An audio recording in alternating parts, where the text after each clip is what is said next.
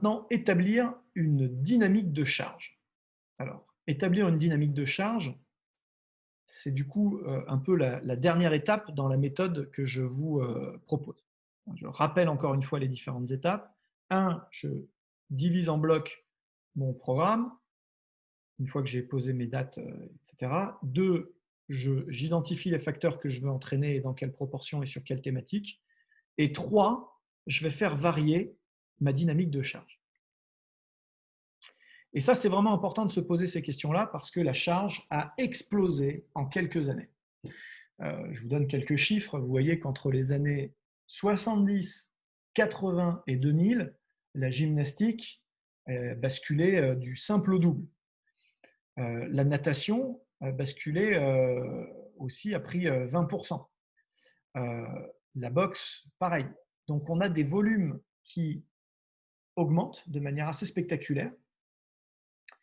Et dans le même temps, on a une division du travail qui est de plus en plus précise, avec un ciblage du travail sur chaque qualité physique de plus en plus ciblé, de plus en plus méthodique. Donc il faut passer à une vraie dynamique de charge qui nous permette de cibler le volume, l'intensité, la complexité et la spécificité pour les différents facteurs aux différents moments de la saison.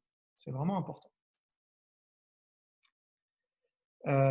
Donc, une dynamique de charge, c'est la variation ondulatoire de la charge au cours du processus d'entraînement. Ça, c'est ma définition à moi. C'est l'évolution de la charge dans le temps, tout simplement. Et ça, on ne peut pas le faire au petit bonheur la charge. On ne peut pas se mettre sur une feuille blanche et sortir une dynamique de charge. Il faut d'abord se baser sur une charge par facteur. Et il faut que ces facteurs ils soient répartis dans différents blocs thématiques. Et il faut que ces différents blocs thématiques soient organisés autour des dates de compétition. Je me répète, je fais de haut en bas, de bas en haut, mais juste que vous compreniez bien la méthode que j'essaye de transmettre. Et donc la charge, c'est l'influence contrôlable et définie des exercices physiques sur la condition de l'organisme du sportif. Donc la dynamique de charge, c'est la variation ondulatoire de la charge au cours du processus d'entraînement, c'est l'évolution de la charge dans le temps. Matveyev, il précise ce qu'est une charge. C'est l'influence contrôlable et définie des exercices physiques sur la condition de l'organisme du sportif. J'organise et je maîtrise l'enchaînement de mes exercices pour atteindre un objectif. Et du coup, je vous l'ai un peu introduit tout à l'heure, le volume, l'intensité, la spécificité et la complexité sont mes poutres de soutien pour construire cette dynamique de charge. Le volume, c'est une quantité, c'est une durée de travail. Okay, cette évaluation elle peut se faire à partir du temps d'entraînement, de l'espace parcouru, du nombre de séries ou de répétitions. À charge au préparateur physique de choisir les éléments qui lui permettent de définir ce volume de travail. Je répondais tout à l'heure sur les volumes spécifiques. Eh bien, voilà, si je décide que pour évaluer mes étirements, je préfère choisir un nombre de répétitions ou de choisir un temps d'étirement sous tension ou un nombre de séries, ou les trois, libre à moi. Libre à moi, je vais simplement me tenir à cela pour calibrer ma charge. L'intensité, c'est la mesure du niveau d'effort d'un sportif par rapport à ses capacités maximales. C'est son taux d'engagement. Et donc, on va pouvoir l'exprimer notamment en temps sous tension, en pourcentage de force, en pourcentage de vitesse maximale.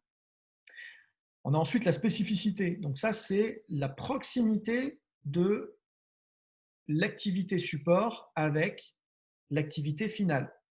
Donc à quel point les exercices de poids et haltères que je vais choisir sont spécifiques à ma discipline finale. À quel point le fait d'utiliser comme moyen de locomotion pour le développement de l'endurance la course est spécifique au football. Et à quel point ça ne l'est pas au judo, par exemple. Et donc, je vais faire des choix comme ça de spécificité en évaluant de 1 à 5, et de la même manière pour le volume et l'intensité, mais aussi pour la complexité. La complexité, à ne pas confondre avec la spécificité, c'est l'ensemble des évolutions de charge induites par la variété, l'alternance ou le niveau d'incertitude de l'entraînement. Plus le mouvement, plus la charge motrice est complexe, la charge motrice informationnelle est complexe, plus je vais mettre 5 sur 5. Donc, je vous donnais l'exemple du football, je vous le redonne, un peu plus détaillé. Course en ligne, droit devant moi le plus vite possible, niveau de complexité 1 sur 5. Ce n'est pas une mauvaise note, c'est une qualification de la charge. Attention, hein, ce n'est pas parce que je ne cherche pas à avoir 5 sur 5 partout, je ne peux pas d'ailleurs. 1 sur 5 parce que c'est moins complexe que de courir avec des décrochages, qui est moins complexe de courir avec des décrochages et une balle au pied, qui est moins complexe de faire ça avec des adversaires qui vont venir me chipper la balle. Okay, donc, le niveau de complexité, c'est ça. Alors là, en l'occurrence, dans cet exemple-là, le niveau de complexité embrasse le niveau de spécificité. Je peux donc vous donner un autre exemple qui va dissocier vraiment franchement les deux. Spécificité du soulevé de terre pour l'entraînement d'un pompier, 5 sur 5. Complexité, 1 sur 5. Spécificité de l'arraché force pour un pompier, 1 sur 5. Complexité, 5 sur 5. Okay. Et puis il y a la fréquence, répétition de l'application des sessions de travail. Donc là, c'est la réitération des séances d'entraînement ou éventuellement des exercices au sein de la séance. Donc si je me concentre sur volume et intensité, je vous rappelle que le volume et l'intensité augmentent inversement proportionnellement l'un à l'autre au cours de la saison. Donc globalement, quand j'augmente mon volume, je baisse mon intensité. Et quand je augmente mon intensité, je baisse mon volume proportionnellement. Globalement, parce que si je prends mes deux exemples inverses, le microcycle de choc, j'augmente et volume et intensité conjointement pour une période très courte. Si je prends mon microcycle de récupération, je diminue volume et intensité conjointement pour une période très courte. Ce sont les deux seuls cas. Tout le reste du temps, je vais jouer de manière opposée sur le volume et l'intensité. Je ne peux pas courir vite et longtemps, il va falloir choisir.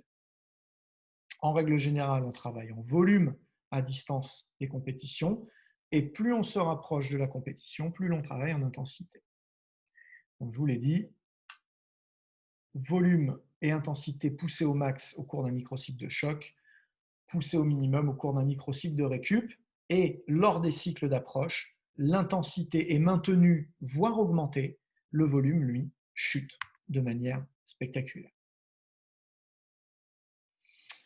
Si je prends maintenant la complexité et la spécificité, il y a plusieurs façons de voir la chose. En règle générale, je réduis la complexité à l'approche des compétitions. Je reviens sur des savoirs acquis, maîtrisés et qui me donnent confiance, qui me permettent de générer aussi de l'intensité et qui ne nécessitent pas beaucoup de volume. À distance des compétitions, je peux travailler sur de la complexité un peu plus riche, un peu plus dense. Mais bien sûr, en tout début de préparation, je ne peux pas commencer tout de suite par des situations trop complexes.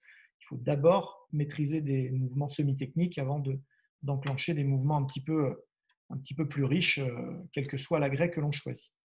Quant à la spécificité, évidemment, elle explose à l'approche de la compétition et c'est la seule règle. Hors proximité de compétition, on fait un petit peu ce qu'on veut avec ce paramètre-là. Et donc, ce sur quoi il va falloir que je travaille en plus de mon VIX, c'est la résultante fatigue. Et donc, la question n'est pas seulement de savoir quelle charge j'applique, il faut savoir ce que cela provoque. Et donc, la dynamique de charge, si elle est envisagée annuellement, on va systématiquement, microcycle après microcycle, considérer les effets sur la fatigue. Donc, elle n'est pas programmée ou escomptée, elle est rétro-établie. Donc, elle répond à un besoin de suivi. Alors, je peux essayer de dire, voilà, je pense que la fatigue va être à ce niveau-là, et croiser avec les données reprises de quelqu'un. C'est possible. Mais c'est avant tout un outil de suivi de l'entraînement et d'ajustement des contenus. Donc, on peut utiliser des questionnaires hebdomadaires, c'est aujourd'hui ce qu'on fait quand même le plus, des RPE. On peut utiliser la détection du surentraînement ou de l'évaluation de la fatigue.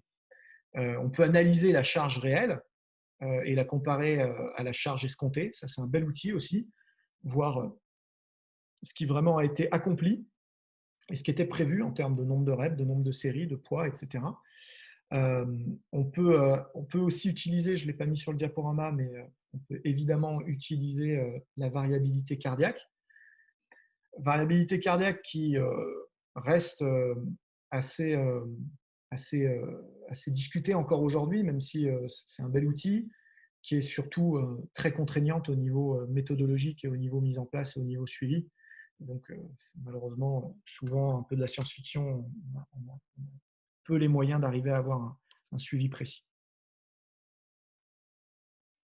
Et donc voilà, il faut se doter d'outils qui vont vous permettre de véritablement suivre ce qui est accompli. Et ça, c'est vrai que c'est souvent un peu la baston avec les, les athlètes, parce que quand on en a plusieurs, évidemment, on ne peut pas suivre toutes les charges, c'est à eux de se prendre un petit peu en main. Quand on en suit un seul, c'est facile. Mais même là, je prône le carnet d'entraînement. C'est-à-dire que je demande à tous mes athlètes d'avoir leur propre carnet d'entraînement et d'être les plus sérieux possible à suivre leur propre dynamique de charge. Ils sont acteurs de leur dynamique de charge, ils sont témoins et acteurs. Il faut impérativement qu'ils s'emparent des résultats de leur entraînement et qu'à posteriori, ils les partagent avec nous. Ce n'est pas toujours facile, hein. Les athlètes sont souvent indisciplinés, pas forcément très réceptifs à tout ça. Et il faut s'armer de patience et des fois de persistance même pour mettre en place des outils. Aujourd'hui, il y a des outils en ligne de plus en plus nombreux et efficaces. Là, je vous montre un exemple de XFIT. Mais bon, on peut aussi travailler avec des outils gratuits, des tableurs en ligne, etc. Ce qu'il faut, c'est simplement que les gens aient un réflexe de prendre des notes sur ce qu'ils font et encore une fois, de rendre compte et de garder une trace des contenus.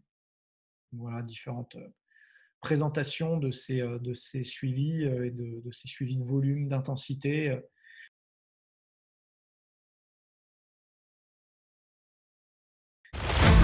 ABD Podcast, toute l'information vulgarisée sur les sciences du sport appliquées au terrain. Préparation physique, réathlétisation, réhabilitation fonctionnelle, prévention, récupération, vous apprendrez tout des meilleurs experts de la planète prépa physique.